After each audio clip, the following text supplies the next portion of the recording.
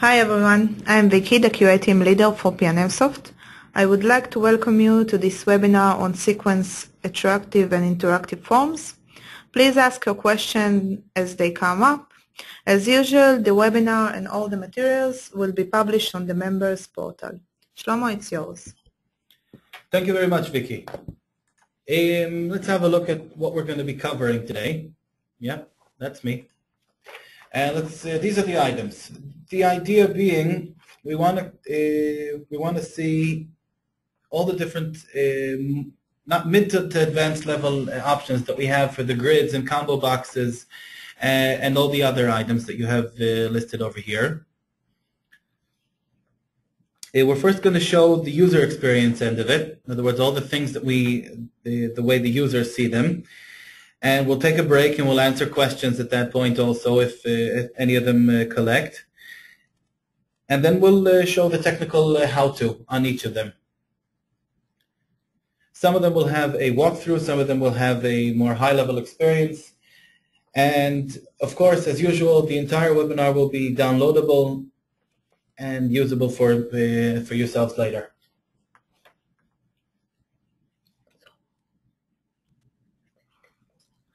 All right, let's get started.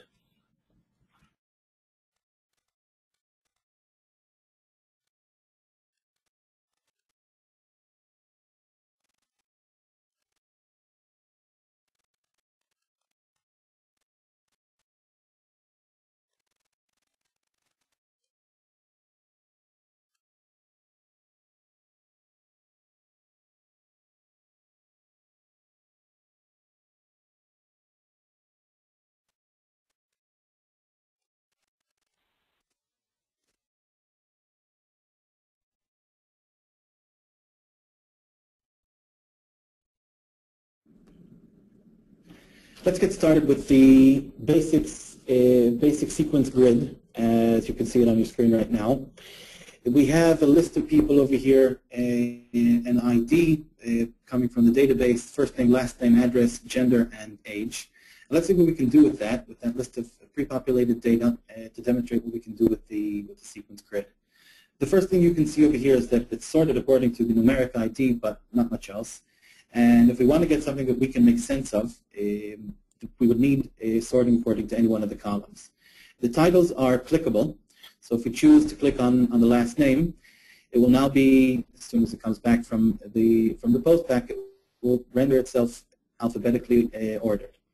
The next option that we have is grouping. If we have a bunch of people, we might need to group them according to age, any different kinds. And you can see up on top over here, there's the place to group. So if we drag the age column up over here where the black arrows appear and drop it in over there, the grid is re-rendered and comes groups, which is a cool option. The next thing that we can show based on this set of data is a different option. Let's go back to where we were at the beginning, plain list of with a specific first, or in this case, last name. The criteria for searching, you can see, is based on the column type. So the last name is a text column. It'll have all the text available options, contains, doesn't contain, etc. Different data types, like numeric data types, would be greater than or equal to, etc. So if I wanted to search for everybody whose name starts with the letter S, then we'll go into here and choose starts with criteria, and the grid will post itself back and render itself with all the people that start with this. In this case, 13 people. That's the result set of what we have. We can page through the data, this or any larger number amount, with the bottom toolbar over here. You can see direct access to the different pages, forward and backwards like any other option. And we can choose the page size, how many items we wish to display in each data grid. This is all configurable with some simple setup that we'll get to in a bit later on in the webinar. And lastly, another cool option that we have, if what you need over here, you might sometimes need to sort and filter and come back with whatever you need, and eventually save the information to an external source. Again, very easily configurable with the sequence grid control. We can export to Excel, to PDF, to just click and play, and the data is saved to a file of your choice. The name, the location, everything else can similarly be saved, be configured in the sequence grid. All right, so we covered the basics of the grid, but there's more we can do with the sequence grid. We can bind the grid to a control that's not a part of itself, based on a different part of the form, and filter it according to the content of that control. For instance, over here, we have a list of movies, several dozen of them. It's a release year. Now, the control up on top over here is a text box outside of the grid, to which the grid itself, in this case, a value of 1980. We can search for pretty much any year that we want. And you'll notice that we filter over here outside of the grid, and the grid itself from this text box control. The applications are cool because the grid, in this case, it can come from a previous, get saved to this control, and use that control in turn to filter. Here too, we'll show how to do that later on in the webinar. Marshall McLuhan said that the medium is the message, and if you look at this form, you can see what he meant. This form was designed for and was conceived around the idea that whoever fills it out has got a computer, it's got a keyboard and a mouse and a full screen to look at it, because it's got graphics, it's got a ton of fields to fill out, a brief legal message at the bottom, and it's all oriented around something that you can look at on a full-size screen. What if your user is a mobile user? This is an impractical way to go about it. And for that purpose exactly, we have in Sequence the concept of the multi-view form. The basic data set stays the same. In other words, we know we have to trade a certain set of information, show you a certain amount of information, and get back a certain amount of information. But how exactly we do that would be different based on the medium that's available to you. So if you look at this form over here, you have this full-size screen, and we can compare it to our mobile emulator over here. The mobile emulator, as you can see, is just a nice iframe with a picture of a mobile phone around it, but it gives us the opportunity to browse to the Process to Go site, which displays in turn the mobile view of the same form. And if we open that up over here, we can see that the form is oriented, of course, like any phone, along a rectangular axis. It really would be inconvenient to have scrolling in any way other than up and down. And in this form, we cut down on the size of the graphics, and we cut down the required fields to the bare minimum of what we need in order to move on. And we took the legal notice, and we put it aside onto a separate page, just in case you really want to fill it out. And the end result is something that becomes a lot easier for the mobile user to fill out. We would have dispensed over here with all the difficult controls that would require a mouse multi-select and things like that. And we made this into something that can be used for a mobile user. And how exactly we did that, we'll cover in a few minutes when we look at the code behind it. So we saw how to make use of the multi-views for different views for the mobile and different view for the PC. Now we're going to have a look at how to make use of the multi-views for something else. We filled out our form no matter how exactly we did it before, and we want to leave the option for somebody later on in the process to have a look at what we filled out, a view of what we filled out, and we can see over here that view catches just the middle of the form, none of the graphics and legalese around it, and give that person the option to add in details of their own that they know at that time. This we call the editable subview. Essentially, this background, this whole part with the blue background, isn't an integral part of the editable subview form. It's just a subview, and we'll see how to do that later on in the webinar. And it allows us to add in a little bit of details whenever the idea is over here, to fill in whatever we want to add, fill in our own form itself with whatever information we might need, and to move on and show yet another option, which is the read-only subview. So whereas now we filled in the form, we meant to show this form and make it editable. If we look at the read-only subview, and you can see it in light blue over here, this is again an aspect of the form before. This isn't a part of the form itself, which is in dark blue around over here. It allows us only a read-only view. You can see what was filled out until now. It's not meant to fill in any further details. It's just FYI. And to continue filling in the fields that we have over here in order to continue the form. This too is based on the same idea, and we'll show how to do it later on when we review the code behind. All right, next in line is the map integration demo. It's a cool option, it's a cool demo, which demonstrates how we can take the control properties, both the grabbing the control and the control values, and the events for the different controls, and use them in tandem with HTML images to make our forms just so much cooler. So we have a form over here that's meant to fill out the address, some sort of address. It's a snippet of a form, of course, not something that you would use on its own. And as we start filling out the details, the country, the city, this is the address for our office in the UK.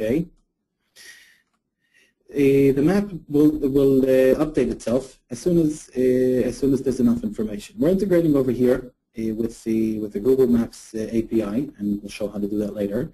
So just as soon as we give it a street name, which is Clarendon Road,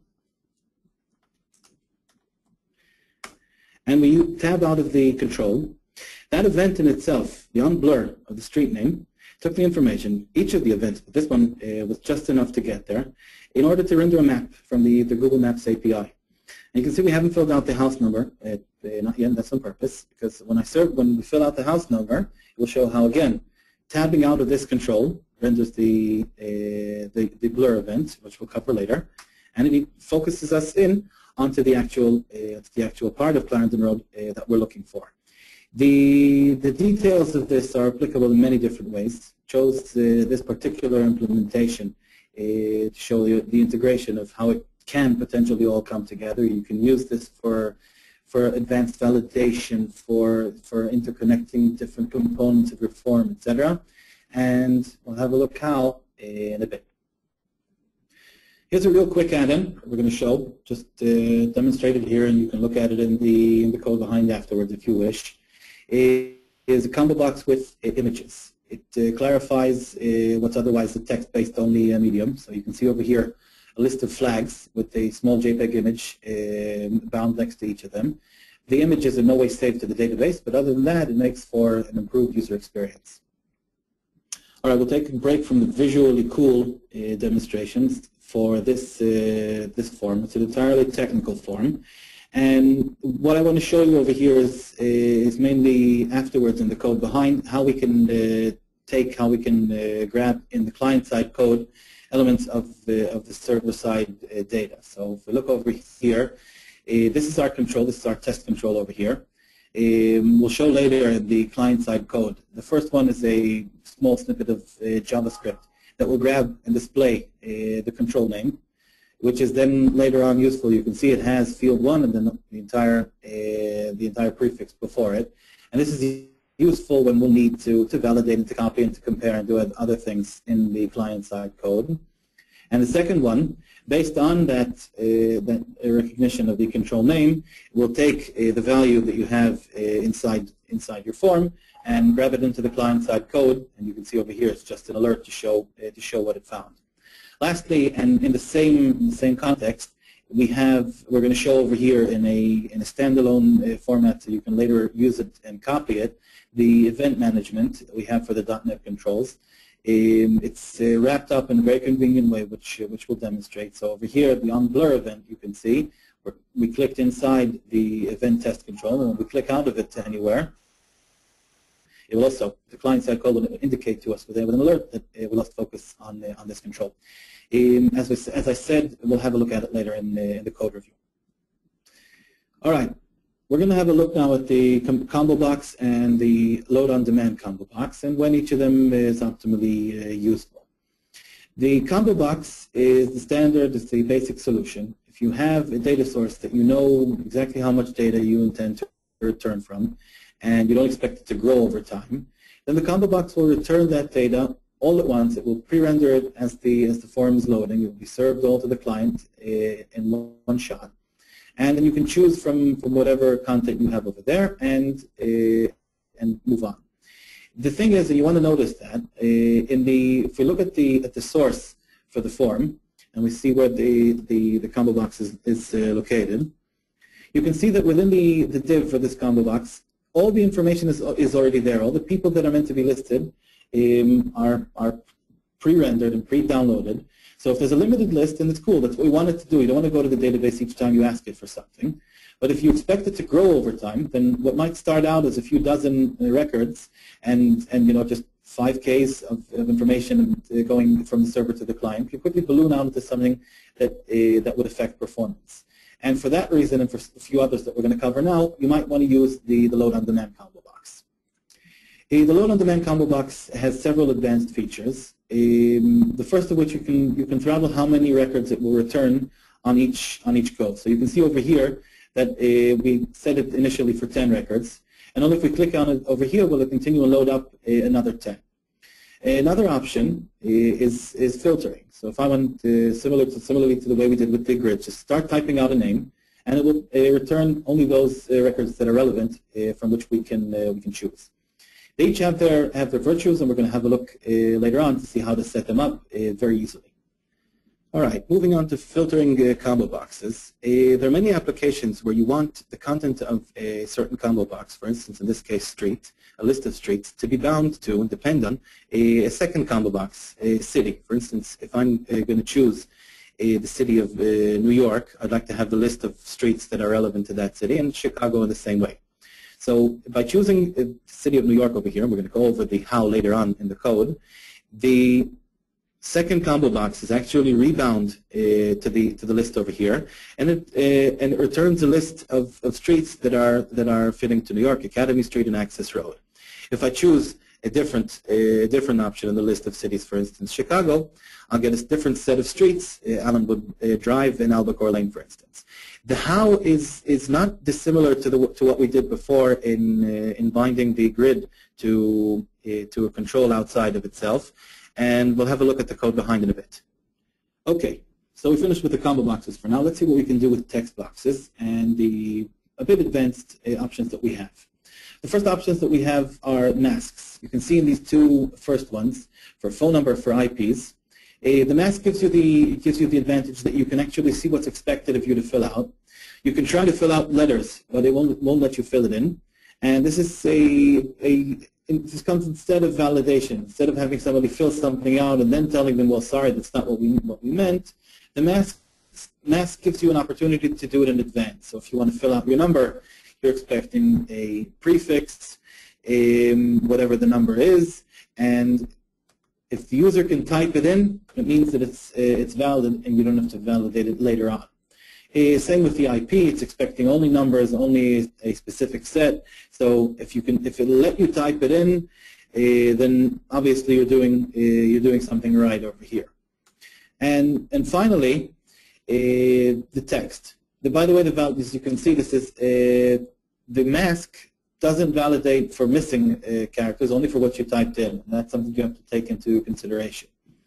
The empty text is what it will type in to give you a hint as to what it's expecting. As soon as you click on and focus onto the text box, it automatically disappears. You've seen that in many different applications. And lastly, the numeric text box, which in its own way, it's not validation. It simply won't allow you to type in anything, but try to type in a number. It won't allow you to type in anything except for a valid number. We'll see, of course, as with everything else, how this works later on when we look at the code. And on to the last demonstration slide for today is the date picker. The date control you have on any number of your forms has a particular property that I'm going to demonstrate later on, the minimum date and maximum date.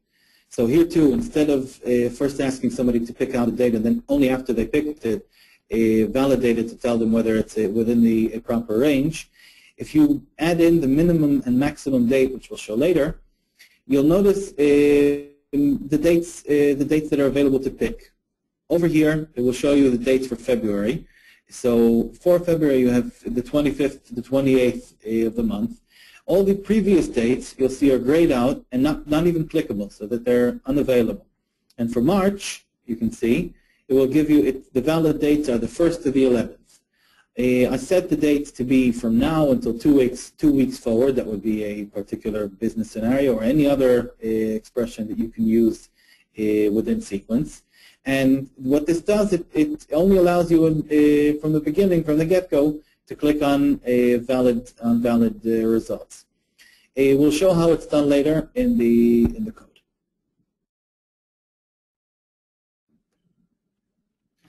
let's get started.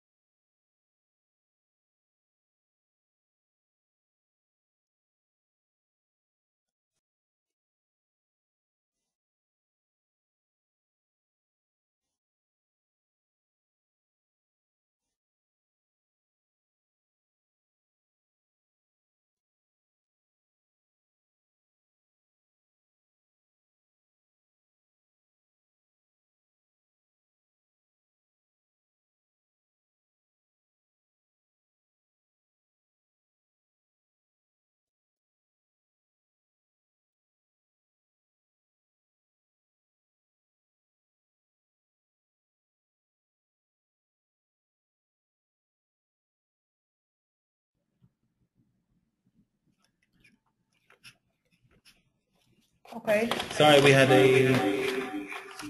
a sound issue over here. Okay. Okay, so we have a question from Emma, who asked if you can filter more than one level of combo box. Yes, you can. I'm afraid we're not going to cover it in today's webinar. Okay, and Paul asked if Sequence to Go can grab your GPS location. Yes, it can. I've seen we have an implementation that's done that. It depends entirely on your phone's settings, and we haven't tried them on all. The ones that we tried them on will allow it to send your location. Okay, a few other questions that I got from the Q&A. In data binding, the terminology is entirely .NET. If you have any questions, we'll be happy to help, but it's not something unique to Sequence. The next thing, the emulator is not really an emulator. It's just an iframe. We use it for presentation only. There's no simulation over there at all. Masks, yes, they're meant to work together with validators, and they're set up entirely server side. There's no client-side JavaScript or anything like that for the mask, so there's a lot less dependency on versions and types of browsers. Quick answer: the words are nonsense. They're from lorem ipsum, from the fake Latin. And yes, I did notice that I used the word cool a lot. So if we move on, we'll go back to the second half. We'll go back to the second half to show the how, the technical how.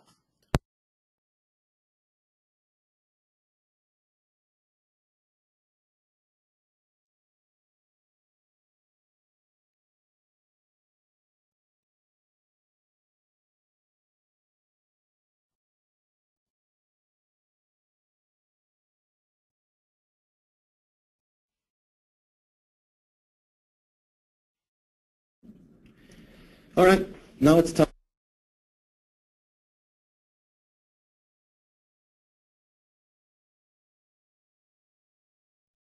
to show the how for all the things that we demonstrated earlier. A bit of housekeeping before we get started. Please ask your questions as they come up. We'll break as often as necessary, and we'll bring in questions from the chat and from the other avenues of communication. So don't be too polite. The next thing, you needn't copy the syntax and everything, because it will all be published. The workflow in its entirety with all the related data and the scripts will be available for you to make use of later on offline. And lastly, during this walkthrough, we're showing only the functional bits. The CSS that's available that will be made available in the published version, we're not going to cover that over here, but it's available for your use offline. All right, so let's get started with the first one, the basic grid that we saw in the beginning. The way to go forward is this. Let's create a form. We're going to do that and walk through the steps. So this was the first grid.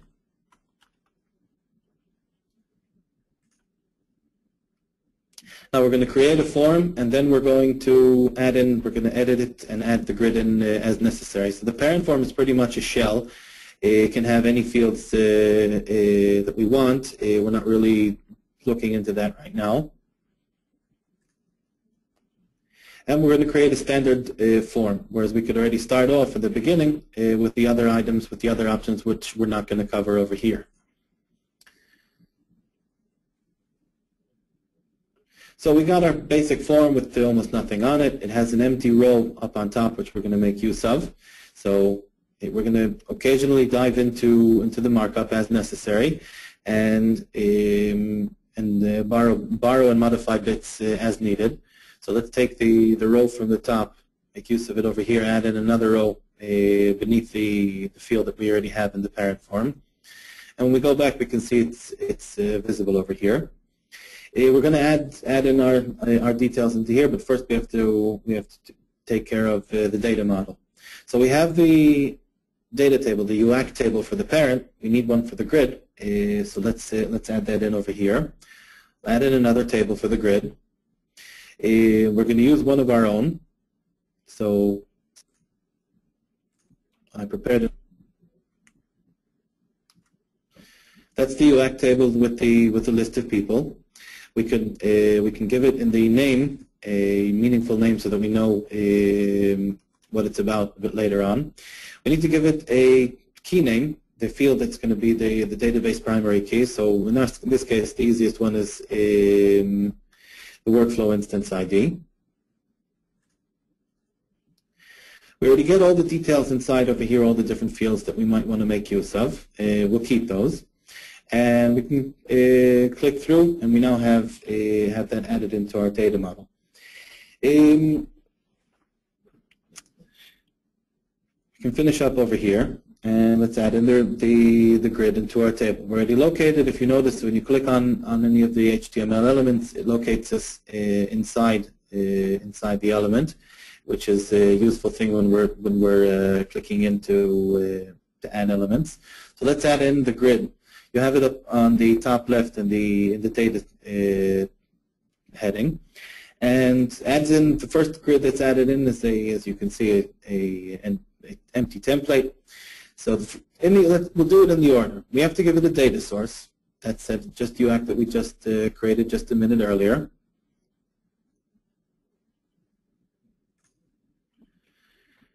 And this is it. This is the UAC people. That's why it's important to give it meaningful names.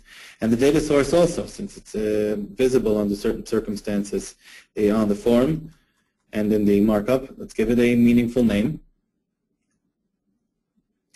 And as soon as we gave it that data source, it already refreshed itself with the list of columns that it should have. And we can move on to the next things. You have to register it with the data manager. We're not going to go over the technical details, but the data manager is essentially the component that's responsible for trading information with the data access layer, and in turn the database. So if you want to get anything or save anything to the database, you've got to be friends with the data manager. We want to add in over here. It's optional, of course, but the column with the edit links or buttons, and the same for delete. So if you want those, then this is the place to set it up. The other things that we want to make use of are what we saw earlier in the demonstration: the sorting and the filtering and the grouping. It's really as simple as just choosing the items over here. And you can see as we change them, the display itself changes. So the filtering, when we added filtering, we now see the fields, the search fields under each column header. Lastly, the grouping, which we saw earlier, up on top over here to drag column headers up to there and do the grouping.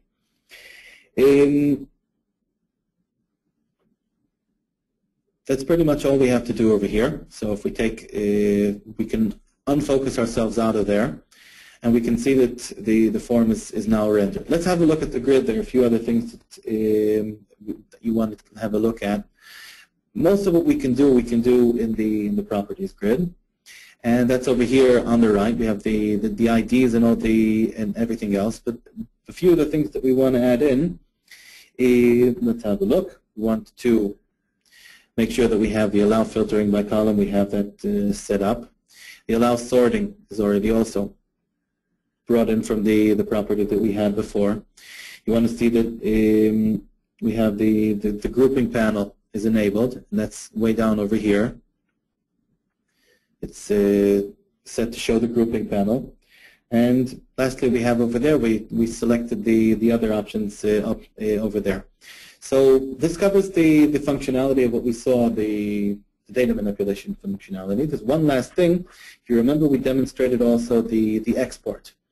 Now, the exporting can't be done through the properties list, I'm afraid, and that's why we need to have a quick hop into the markup. Now, I want to show you in advance. You can see most of the changes over here. So if you look over here far on the right, this is where the buttons should appear when they're going to be set up. So let's have a look in the markup. The place to look at is essentially in the master table view. You can see it over here. This is where it starts in the market with the text marker, and under that, essentially, we're telling it to give us a list of the available command buttons over here as a simple modification to the markup. So this is the grouping panel, everything else. So just under the master table view, we want to give it the command item settings.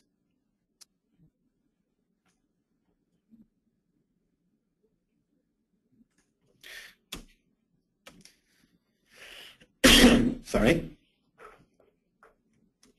The syntax is this.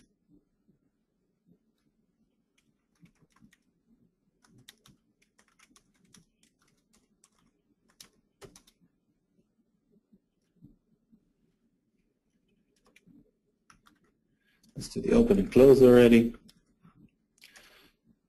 When you're working in the markup, it's always important to work in an organized fashion. Always close the tags before you dive into any more details. Let's start with the first one, the option to export to Excel. It's a matter of adding the attribute of show export to Excel button.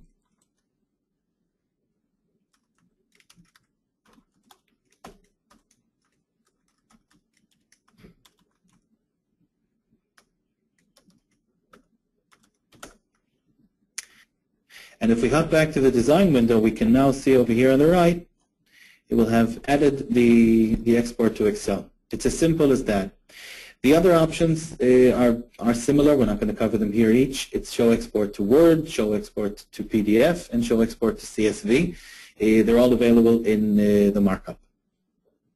All right, moving on to the advanced grid filtering. The grid, you recall, we filtered based on a control outside of itself. We're not going to redo the whole thing. I built the second form on very similar lines to what we did in the first one. Grid already bound to a data source with a different set of data, but the same principle. All the rest of the structure is the same. And we have a text box outside of the grid called Field 1. And let's see what we have to do in order to set it up. The first thing is, if we want to filter, in other words, if we want to write something into the text box and click on a button that we're going to add here in a minute, and have it go back to the server to get it to refilter itself, we don't want the whole form to go and refresh itself. We only want that specific area. And in order to do that, we have to wrap it up in an update panel. In other words, we want only the bit that we want to go back to the server has to be wrapped up in an update panel. So that's around the table. In other words, there's a table you can see over here in the design view that surrounds it all. So let's wrap up that table in an update panel. The syntax to do it is this. Right outside of the table,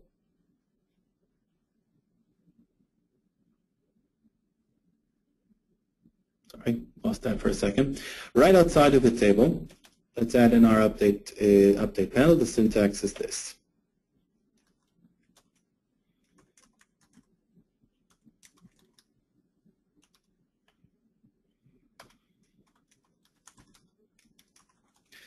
The details of the different attributes we can cover offline if you'd like.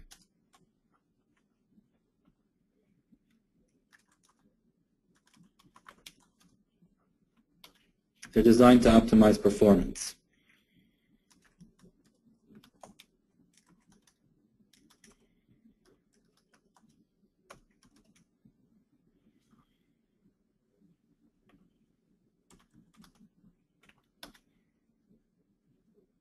Of course, it has to run at the server.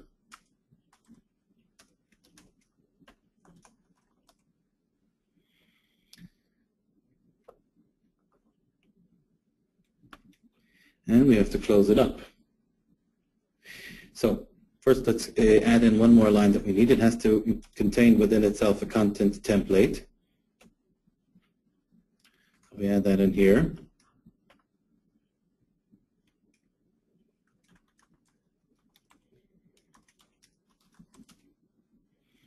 And close it up at the end of the table.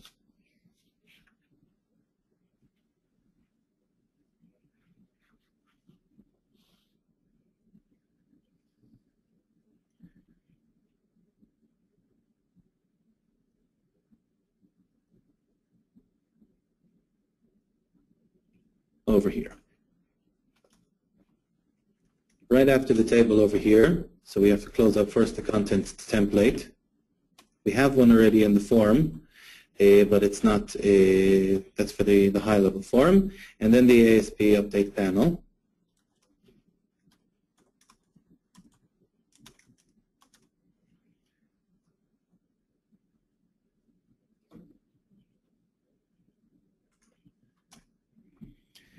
And that's, we closed up that part. We can hop back to the design for a second. If the design renders correctly, it's a good indication that the HTML is valid. And we can move on now to the other details. Let's first make note of the field name. We called it an arbitrary field one, but of course you would use a real one in the proper scenario. And we want to add in a button over here, which we'll filter with.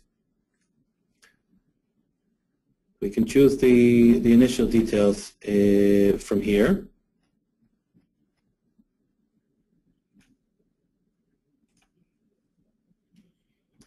Then let's have a look at the markup.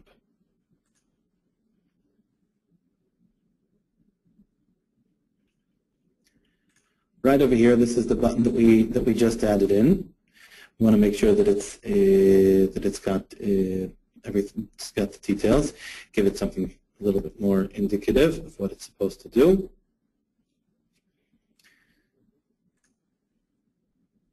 That much is taken care of. Now, the tough bit. So the button will send, will cause the form to go back, to post back to the server, and now we have to just add in the details, the syntax for the actual predicate. In other words, taking the grid and saying filter something by something else. If we look into the markup once again, we'll go out to just where the bound control for the grid is.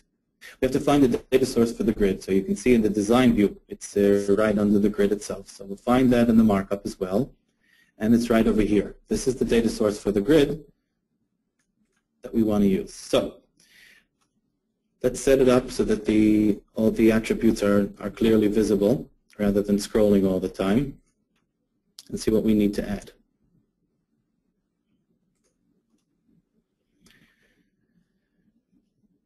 Run at server, of course, the enabled stay the same. The ID for the data source itself is correct. The query name is indeed the same. The name that we chose for the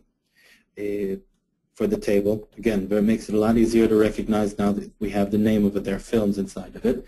And we have to add one more thing. We have to add the predicate. We have to add essentially the where sentence. What is it that we want to filter by?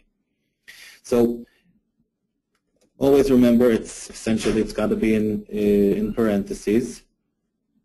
So we have to add in the where clause over here, thus.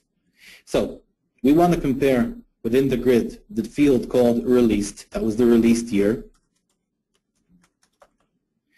to, in the parent, the field 1. So essentially we have to give it an indicator that we're pointing at that field. So it's always at the name of the field, parameter. That's the suffix.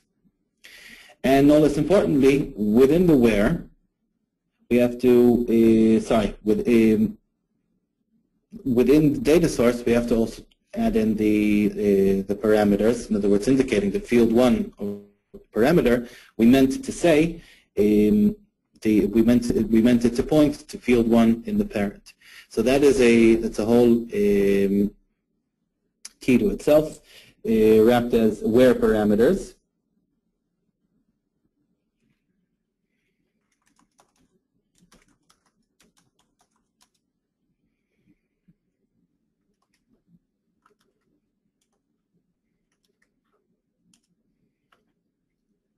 Open and close. And yet again, within the where parameters, we have to give it an object called the ASP control parameter.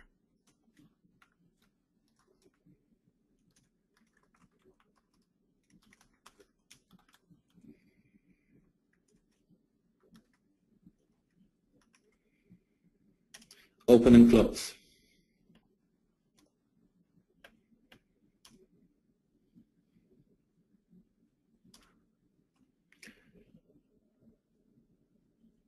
And within that,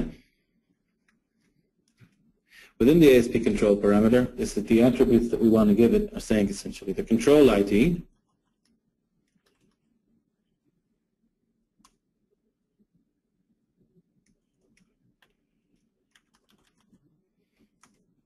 is field 1, and the name, the parameter name that we intend to match it with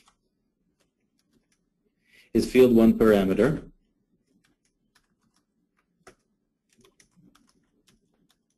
That's where we're doing the matching work.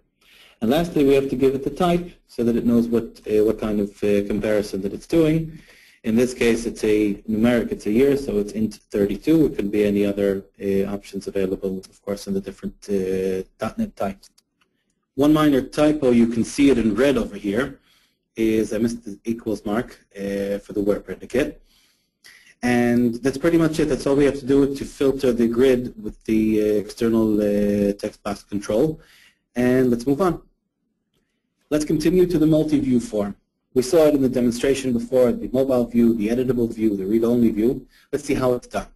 So we'll start off with the default template that we already have. I'm not going to start from scratch with the graphics and the large amount of fields and the legal notice, which is over here. You can see wrapped up into a simple label. And let's see what we can do with that. We have the default view over here. Let's create the mobile view. In order to do that, we're already in the Views tab. Click on New, and it creates a default name View 1. We're going to show a few different ways of how to fill in a view. The first one is where to start is naming it. If we want it to be the default mobile view when we open up the Sequence to Go site, then the naming convention has to be exactly that, default mobile view. And we'll take it we'll start with a copy of the markup from the default view, and we'll see what we want to keep from there. So we go into the source over here in its entirety, no editing necessary at this point. Copy it from the default view and move on over to here.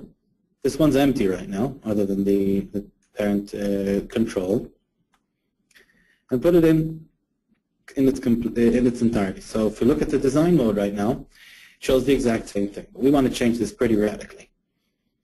The image over here, start with that, is too big. So we prepared in advance, of course. use a smaller image.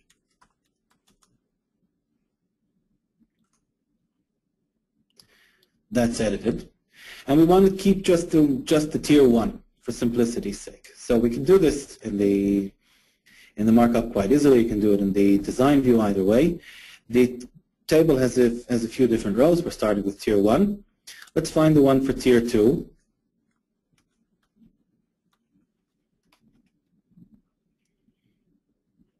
And get rid of the entire column. We need the whole tier 2 and tier 3 columns deleted.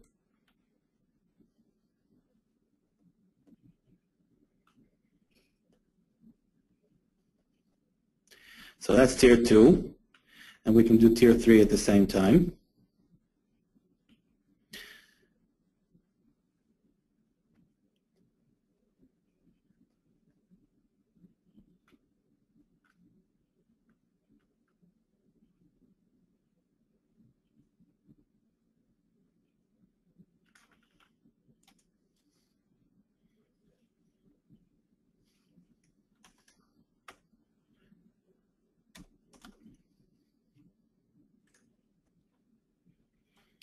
We have that removed now, so we have just this.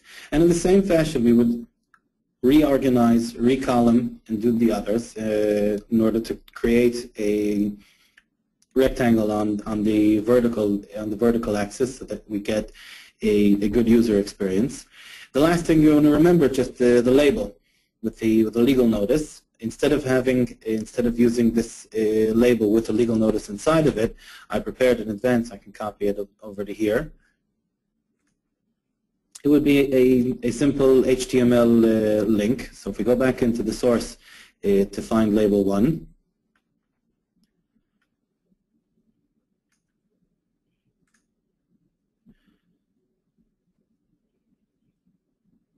so rather than having label 1 like that, we would remove that and put instead a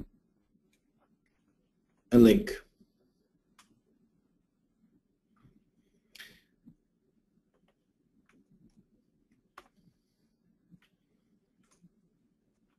And you have the link now to the legal notice, and that's pretty much it. The details of this are quite obvious, and the great thing is that it's all located in one spot. So you're not looking at different forms and everything else. It's default view, we want to save this, of course.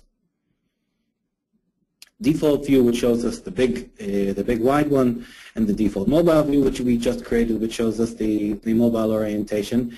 And it's all facets, different facets to the same essential data model, the same requirements of what we have to trade with our users. So we completed we showed how to do the mobile view. Let's show just one more aspect of this, and that's how to create the read-only form. So if we look over here, I kept the original over here, and you can see that it's a bunch of labels, just the name and labels to denote the values for the different ones.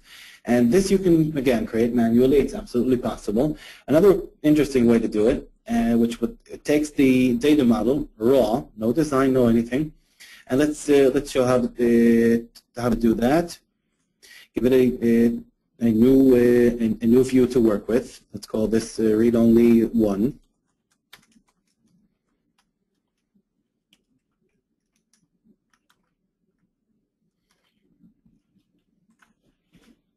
It's empty over here. If we go to the UI generation tab on the bottom left, we can see that we have the form over here already. What we need to choose is among the different options which UI we want to create. We can create the standard form. We can create the default mobile form view, which is again an elongated, automated version of what we did, an elongated form with all the fields. We can create a grid, which is the equivalent, the multi-record, 1 to n. And we can create a read-only form. So let's try the read-only form. Choose that. And it's as simple as double-clicking on a multi-view form. It rendered everything. It took the data model, field 1 to field 24, that's what we have over here, and the legal notice at the end, and it rendered them all as labels. And here then, now that you have this simplified template, now we can go in and edit it and move it, design, and everything else. So we showed how to create the various different types of views for forms. And one of the forms that we demonstrated how to create was the read-only. Let's see how simple it is to take that view from the previous form and make use of it over here as a subview. If we added, we'll look at the table that we have over here. We have the standard table on the right side, and I left an empty space, an empty TD on the left. All I have to do over here is mark that TD for the location of what I want to put in. And way over here at the bottom we have the subview control. If I add it in, it already makes space for itself. And you can see over here on the right in the properties, the one thing that we can set is the virtual path. If we click on that, right now it's looking in our own form, in the read-only form. We don't want that. We want a view from the previous form. So we go one level up, and we can see the different forms over here. We were editing the mobile view before. That's the form that we're taking from. And within that, we had the read-only view, that we created the read-only one, and we have the read-only view. So if we just double-click on that, it's as simple as that. Now the subview is pointed to there. You can see real estate-wise on the form, all it takes is its own control space. But in the runtime, which we'll show in a second, the subview will take up the full amount of space. That's why we want to leave it the empty space around it. All right. This next bit on client and server coding, we'll do code review style. So as you recall, we had the form with the two buttons, one to show the control name, one to show the control's value, and the text box with the event. It's all governed by these simple JavaScript functions. The first one, get client ID by ID. We have to translate, in other words, saying we have a text box called field 1. We want to get the client ID with all the prefixes and everything else that were entered. We'll use this. We send it from the button. If we have a look over here at button 1, it just sends the field name to that function. And within the function, this is already jQuery doing the required querying, and it returns the full name. We saw the pop-up before. The next item is to get the value by ID. That makes use of the first function in itself. Then it gets the element by client ID, and it uses finally with that element, it uses the built-in function get value. There's a variety of overloads that we can use in different variations on this, and we'll be happy to assist if anybody would like to ask the questions offline. Lastly, the event management. And this is important because on the sequence controls, you don't want to place all the events as standalone attributes inside the text box, inside the whatever control you're using, in this case the text box. And if you look over here at the text box that we're talking about with the events, the text box itself stays clean, and we add an additional component inside called client events, and we can add whatever we like over here. On blur, go to the function goodbye. On load, do something else, and we'll see that later on in the form with the image map.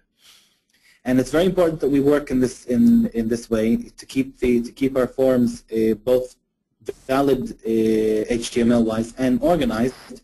And that's why we're bringing these examples over here. We'll move on in a moment to have a look at the implementation of this in the form with the map image.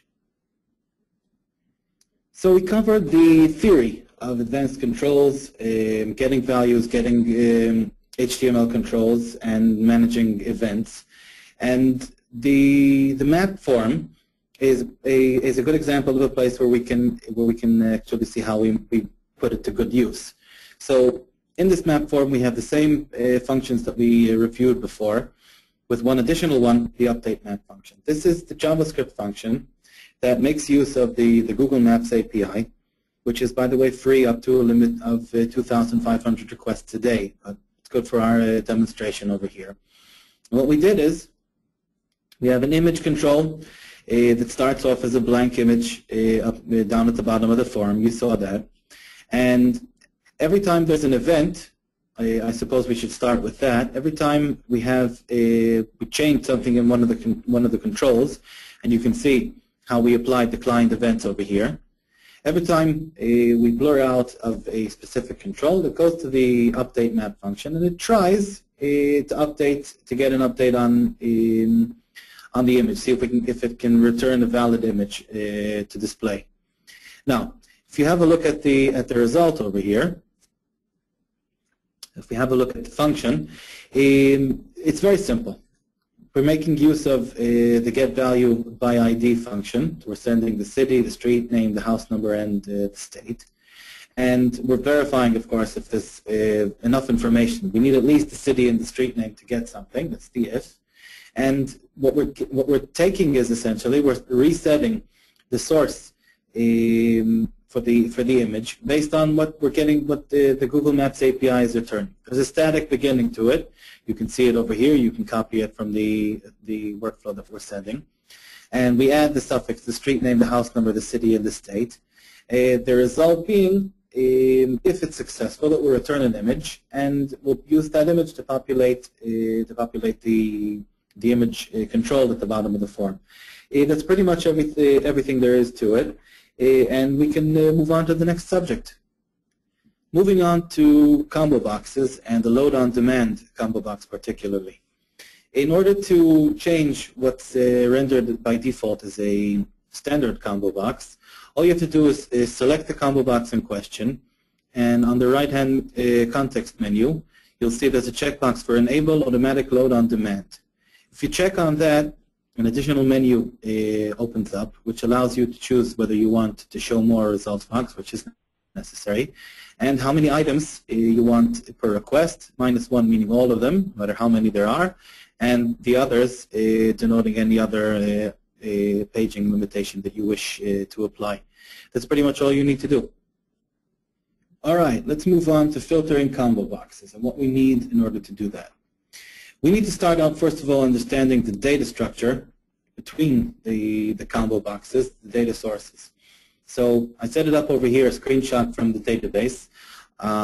The left hand, the same as the cities, the data source for the cities, and on the right hand, the data source for the streets. Now you can see that there's a reference, a foreign key to city ID on each of the records, and that's how we match up the correct streets for each city. We can set that aside for now, and let's move on to the technical details. How do we get it done? So, as before with the filtered grid, we want to wrap up the relevant controls in a update panel. So you can see we did that over here, like we did before. And we want to set we'll call them the filtering and the filtered combo box. The new city being the filtering, meaning every time you change the city, something happens, and the streets being the filtered. So the filtering combo box has to have a few attributes set up, and let's have a look at the careful ones. First of all, the events. So for each of these events, you want to make sure that you're going to the clear JavaScript function, which is, if we hop up to the top over here,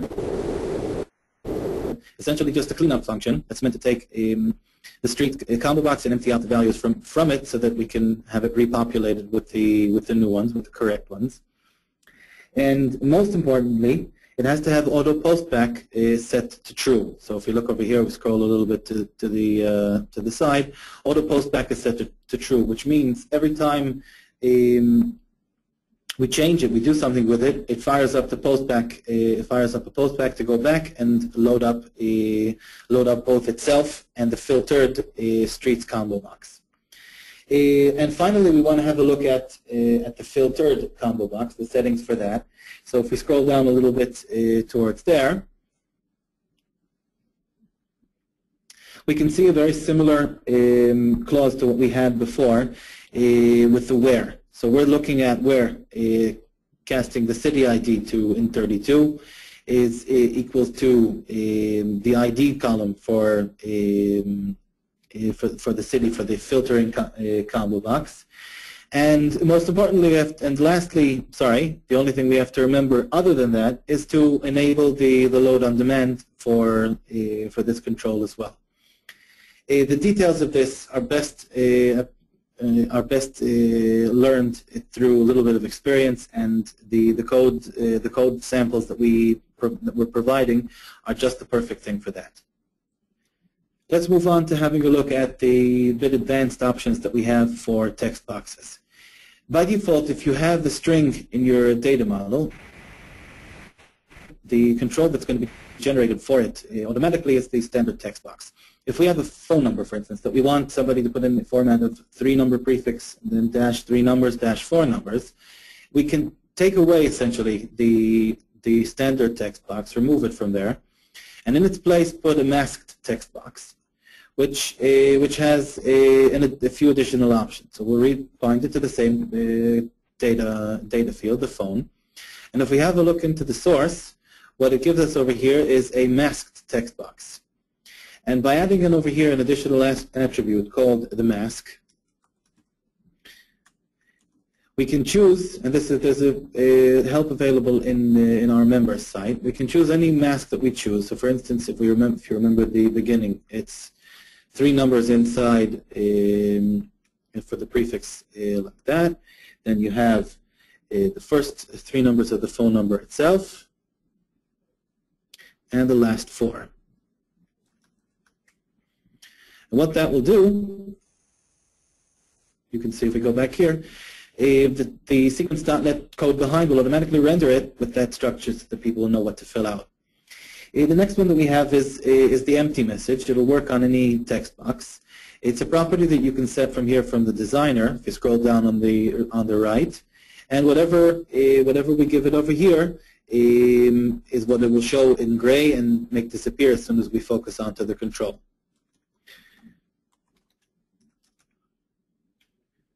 And that's what we'll have over here as we saw before in the demonstration. Lastly, we have the numeric text box, which will be automatically rendered when we have the relevant type of value. And you can see over here what it looks like in the markup. It comes pre-configured with all the details. Again, like we said before, if there's any offline questions, the particular implementations over here are quite limitless. We'll be happy to assist offline. Marilyn Monroe is quoted as saying, "I've been on a calendar, but I've never been on time." We too are on the subject of calendars and running out of time, so let's get on to the last of our items. We covered at the end of the demonstration how to limit the calendar so that only the dates that you want are clickable. And to do that, it's simply an attribute that you have to set inside the date picker element of the calendar. So you can see over here the date picker element, and the relevant 2 attributes are min date and max date. Now you can see instead of what we have for these, which is normally a text value, when we place this particular syntax of wording, anything inside the curly brackets is calculated as a sequence expression. Any sort of sequence expression that you want. This works for a number of other contexts. Any sort of sequence expression that you want to calculate, not as bound to a specific control inside the default values inside the data model, but rather on the form sort of in the last second, this is the place to do it. And what we placed over here is essentially 2 sequence expressions. The first one saying, I want it to be now, which is essentially the day, whatever the day is today. And the second is a date time expression saying, whatever it is now, dynamically add 14 days to that, and whatever date it returns is the last day that you can select. You're free to use essentially any sequence expression that will return a date time object.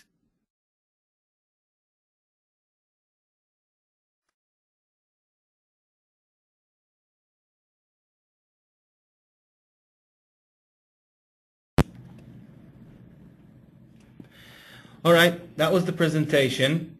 Thank you very much for participating. If anybody has any questions that you'd like to ask now towards the end of the webinar or offline, we'll be very happy to assist. And we'll be publishing the webinar within the next business day, I hope. Thank you very much. Thank you, Shlomo. Thank you.